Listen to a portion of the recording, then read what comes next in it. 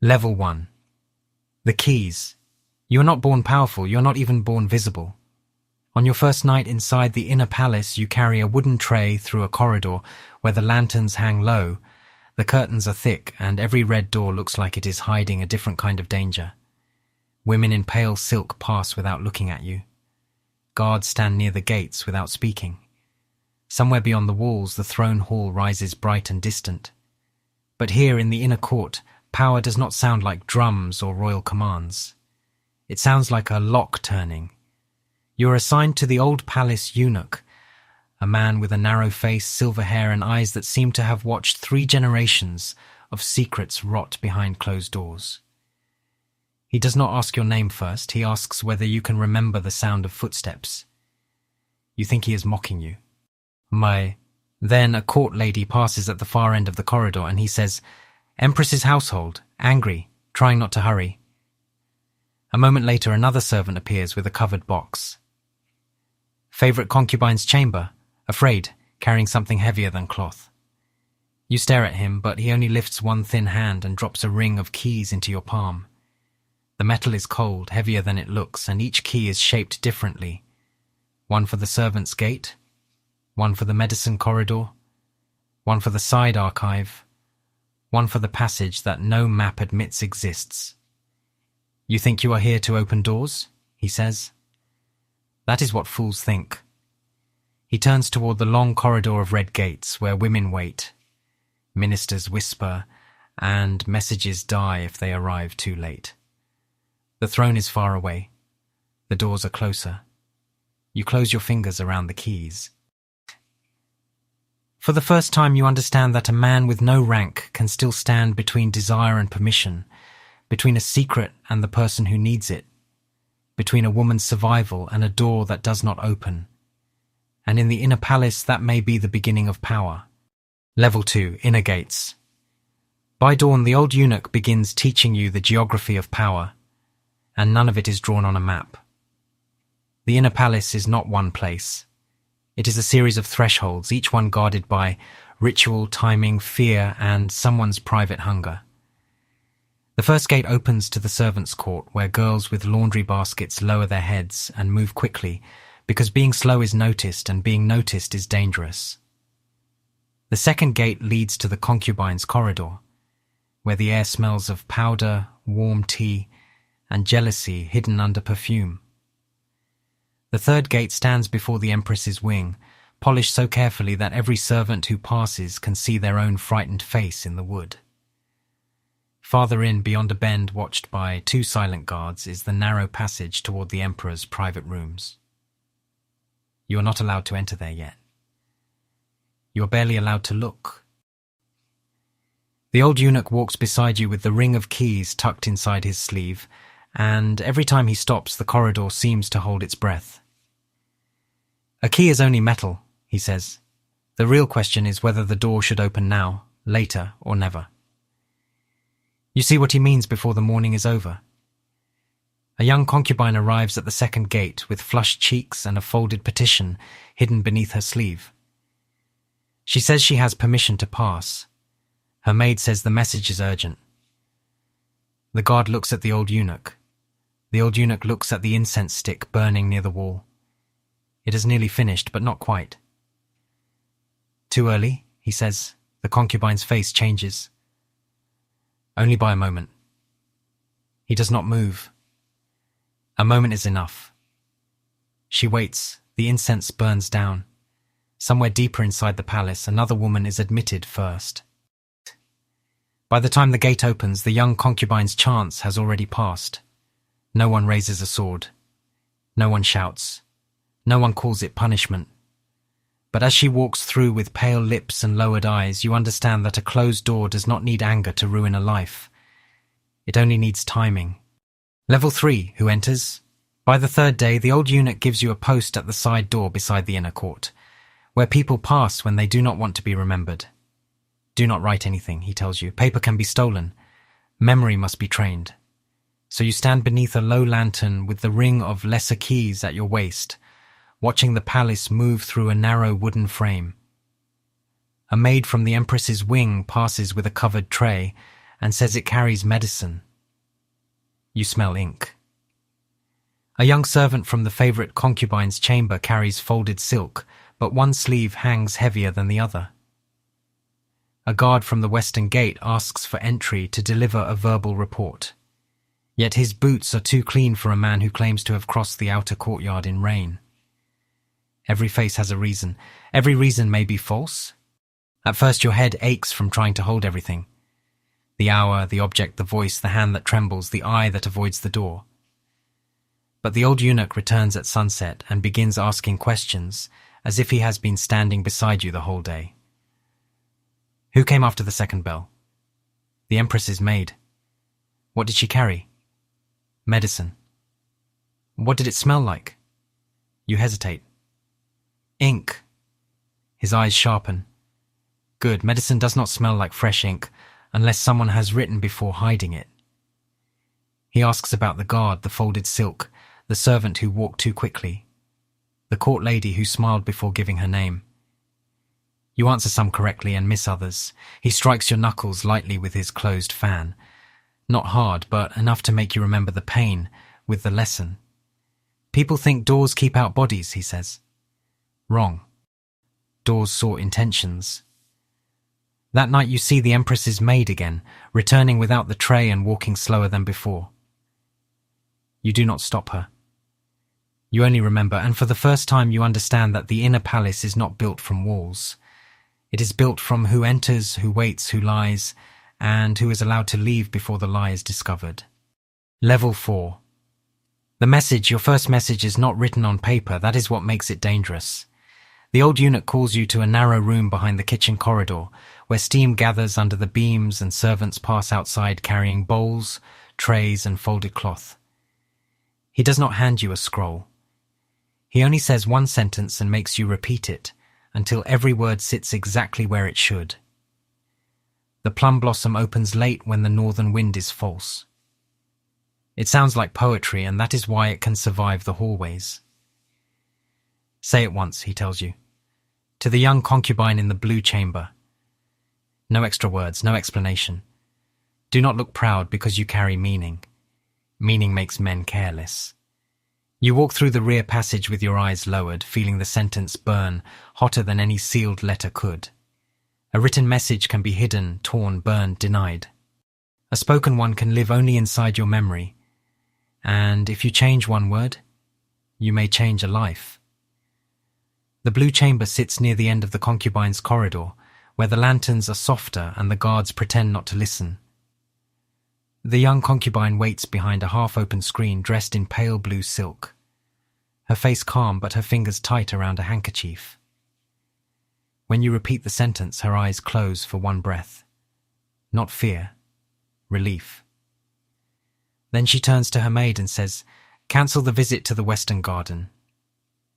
Nothing else. No question. No thanks, no visible reaction. You bow and leave, but the meaning follows you back through the corridor. Later, the old eunuch tells you what the sentence did. The northern wind was a court lady from the Empress's household.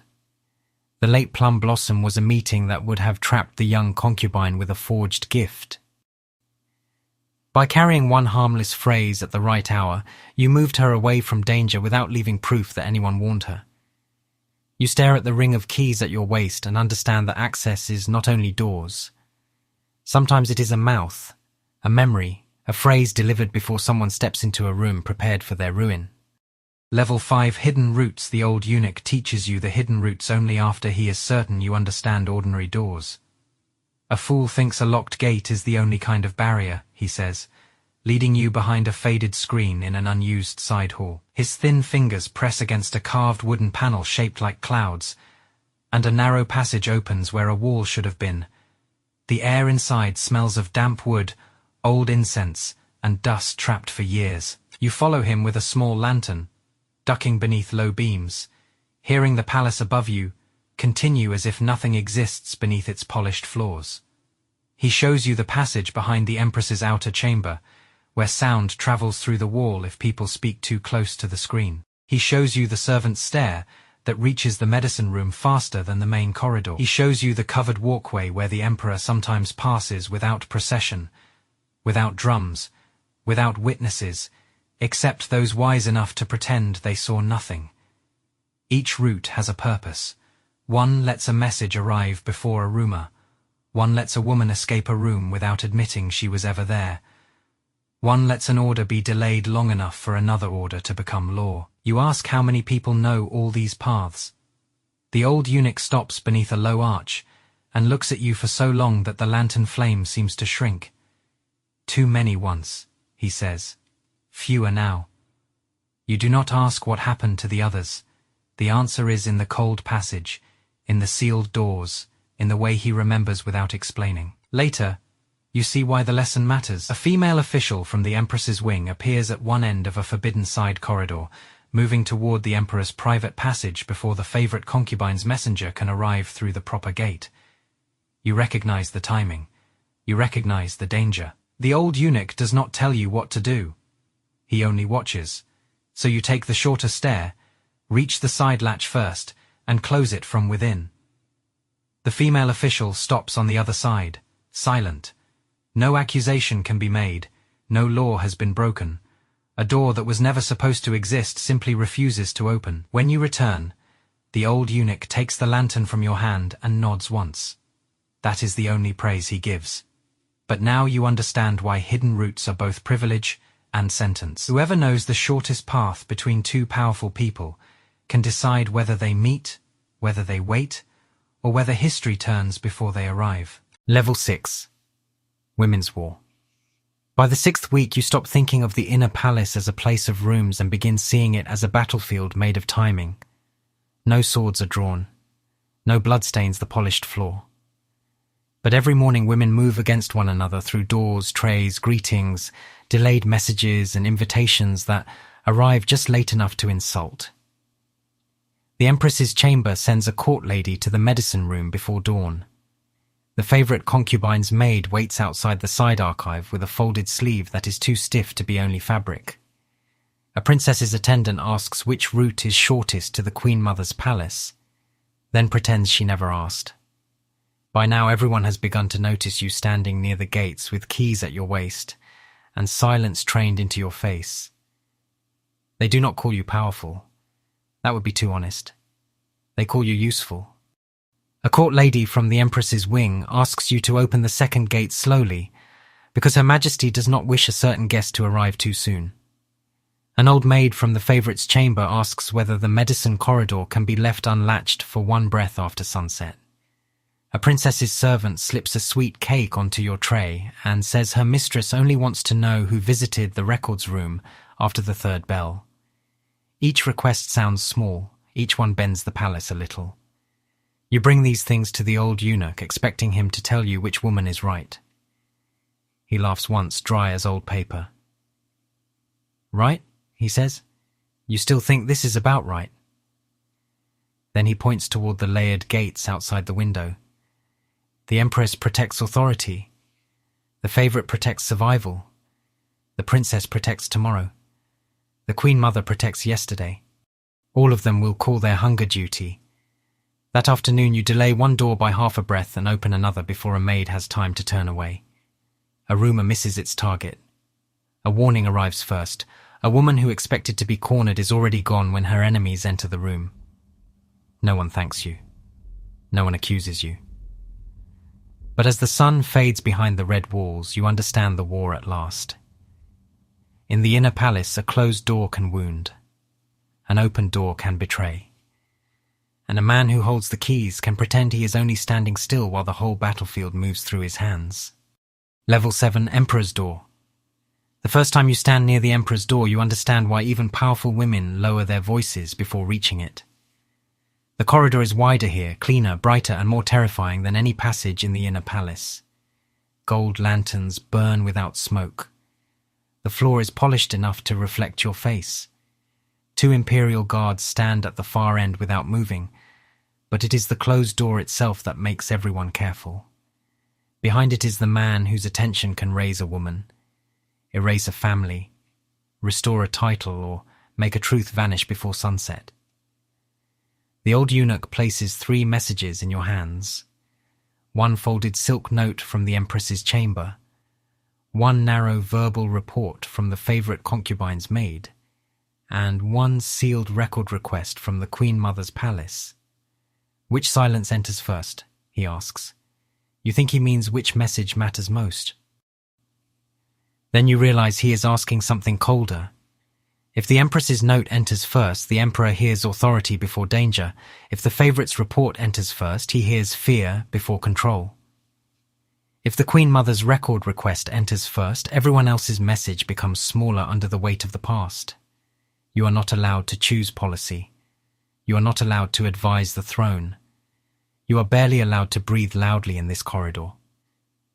Yet the order in your hands may decide what the Emperor believes before he speaks to anyone. A young chamberlain approaches and asks what should be presented. Your mouth goes dry. For one moment you feel the temptation of power. To favor the woman who was kind. Punish the one who frightened you. Protect the one whose secrets you understand. Then you remember the old eunuch's first lesson. Door sought intentions. You look at the 3 messages again and choose the one that will force the room to slow down. The Queen Mother's sealed request.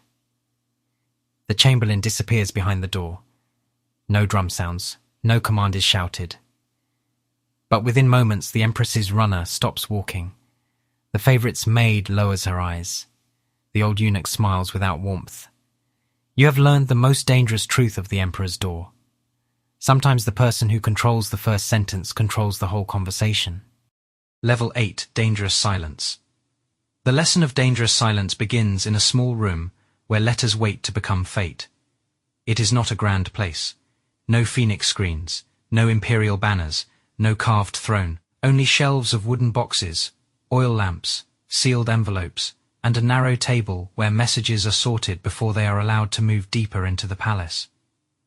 The old eunuch brings you there after the Emperor's door and places 1 letter before you.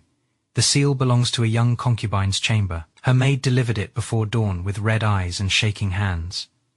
You do not open it, but you already know enough. A plea, a warning, a request to be heard before someone stronger writes her story for her. This must reach the Empress before the 2nd bell, you say. The old eunuch looks at you as if you are still very young. Must it? Outside rain taps softly against the closed shutters. He places another object beside the letter. A small black token from the Queen Mother's palace. No words, no explanation. Just a token that means wait, your stomach tightens. If it waits, she may be ruined. If it moves, he says, 3 other doors may open before we know who is standing behind them. You stare at the sealed letter, hating how small it looks. 1 woman's fear folded into paper, 1 life reduced to timing. For the first time, you understand that not opening a door can feel more violent than opening the wrong one. The old eunuch does not force your hand. He only watches as the 2nd bell approaches. At the last moment, you slide the letter into the lower box, not the delivery tray. The sound of wood closing over it is soft, almost kind. That makes it worse. By afternoon, the young concubine's chamber is quiet. Too quiet. Her enemies have not destroyed her. Not yet. But the chance to speak first has passed. That night, you ask the old eunuch whether silence counts as a lie. He answers without looking at you. Silence is older than lying. It does not need a tongue. You look at the keys at your waist, the sealed boxes, the closed door, and understand the darkest part of access. Sometimes power is not deciding who enters. Sometimes it is deciding whose truth arrives too late to save them. Level 9, Master of Access by the 9th month. People stop asking whether you are allowed to stand near a door. They begin asking whether the door will open because you are standing there. No title is placed on your robe. No official decree announces your rise. You still bow when ministers pass. Still lower your eyes before the Empress's attendants. Still step aside when imperial guards move through the corridor. But the palace has learned to measure power by results, not names. A concubine who once ignored you now sends her maid to ask whether the 3rd gate will be watched after sunset. A clerk from the records office slips you a folded request wrapped in plain cloth. A guard captain who outranks you by years pauses before speaking. because he knows the wrong word can make his message arrive after someone else's. You have become the living part of the inner palace no one can map. The pause before permission, the delay before access, the silence between desire and arrival. Late one night, a senior court lady kneels before you near the western passage. The sight unsettles you more than any threat. She is old enough to have ordered men beaten for standing too close to her mistress's door. Yet now her forehead nearly touches the floor. "My lady must see the Empress before dawn," she says. "If she waits until morning, she will be accused before she can answer." Once, you would have thought this was the moment power arrived. Someone kneeling, someone begging, someone needing your hand on a lock. But it does not feel like victory. It feels like standing over a well and deciding who gets water. You open the gate, but only halfway. "She enters alone," you say. The court lady looks up, startled by the condition, then bows again. As she disappears into the corridor, you realize the old eunuch has been watching from the shadow of a pillar. He says nothing for a long time. Then, softly, "Now you understand. Access is never free. Someone always pays for the door." You touch the keys at your side and feel how heavy they have become. Not because they are metal, but because every one of them now sounds like a life-changing. Level 10, every door by dawn. The inner palace begins to open around you like a living machine. One gate unlocks for the kitchen servants, another for the medicine runners, another for the Empress's attendants, who move through the corridor with faces smooth enough to hide panic. Farther in, behind the layered red doors, concubines wait to learn whether the Emperor has called their names, whether the Queen Mother has requested a record, whether a message arrived in time to save them, or too late to matter. You stand in the central passage with the ring of keys at your waist, and for the first time, no one tells you where to stand. They already know. You belong where the doors meet. The old eunuch is beside you, quieter than usual, his silver hair tied neatly, his face pale in the morning light. "Listen," he says. At first, you hear only ordinary sounds: sandals on stone, trays being lifted, locks turning, silk sleeves brushing against wood. Then you hear what he means: a court lady waiting too long before asking permission, a guard captain pretending not to be afraid, a maid breathing too quickly, because the message in her sleeve must arrive before the second bell.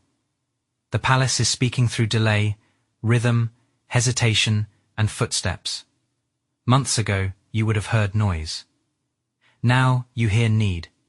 The old eunuch places his hand over the keys at your side, not to take them, but to feel their weight one last time. "The throne is still far away," he says. "But every person who reaches it must first pass a door." Then he leaves you there.